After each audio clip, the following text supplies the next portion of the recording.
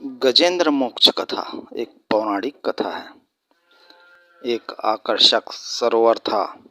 अत्यंत निर्मल एवं अमृत के समान मधुर जल था। सुनहले और अरुण कमलों की केसर से वह महक रहा था। गजेंद्र ने पहले तो उसमें घुसकर अपनी सूंड से उठाकर जी भर कर जल पिया। फिर जल में स्नान करके स्वयं का थकान मिटाया। गजेंद्र गृहस्थ पुरुषों की भांति मोहग्रस्त होकर अपनी सूंड से जल की फुहारें छोड़ कर 7 हथनियों और बच्चों को नहलाने लगा तथा उनके मुंह में सूंड डालकर जल पिलाने लगा। भगवान की माया से मोहित हुआ गजेंद्र उन्मत्त हो रहा था। उस बेचारे को इस बात का पता ही न था कि उसके सिर के ऊपर विपत्ति आने वाला है।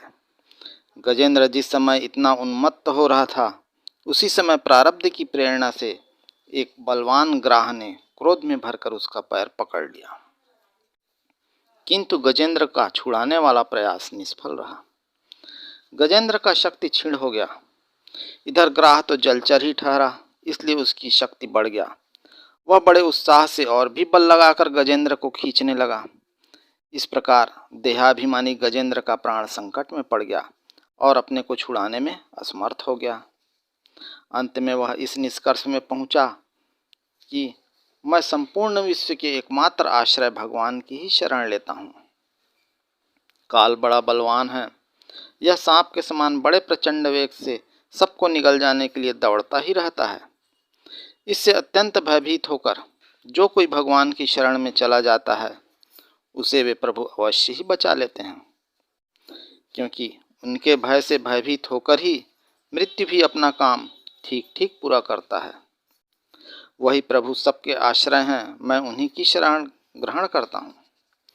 गजेंद्र ने किसी भगवान का नाम न लेकर विश्व रूप परमात्मा के गुणों का ध्यान किया। उस समय सर्वात्मा होने के कारण सर्ववेद स्वरूप स्वयं भगवान श्रीहरि प्रकट हो गए तथा भिन्न भिन्न नाम और रूप को अपना स्वरूप मानने वाले ब्रह्मा आदि देवता उसकी रक्षा करने के लिए नहीं आए। विश्व के एकमात्र आधार भगवान ने देखा कि गजेंद्र अत्यंत पीड़ित हो रहा है, अतः उसकी स्तुति सुनकर वेद में गरुड़ पर सवार हो चक्रधारी भगवान बड़ी शीघ्रता से वहां के लिए चल पड़े जहां गजेंद्र अत्यंत संकट में पड़ा हुआ था। सरोवर के भीतर बलवान ग्राह ने गजेंद्र को पकड़ रखा था और वह अत्यंत व्याकुल हो रहा था।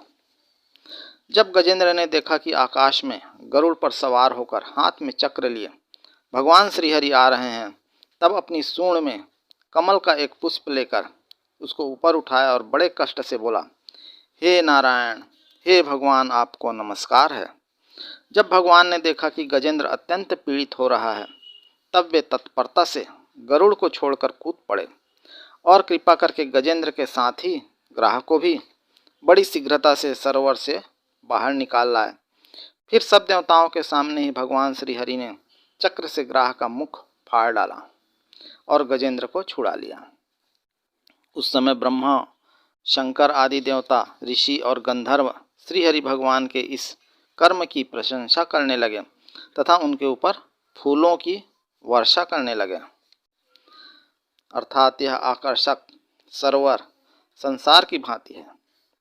उन्मत्त गजेंद्र सांसारी जीव है। हथनियाँ और बच्चे जीव के सांसारी रिश्तेदार हैं, जो कि जीव को प्राण संकट के समय केवल मूक दर्शक ही रहते हैं।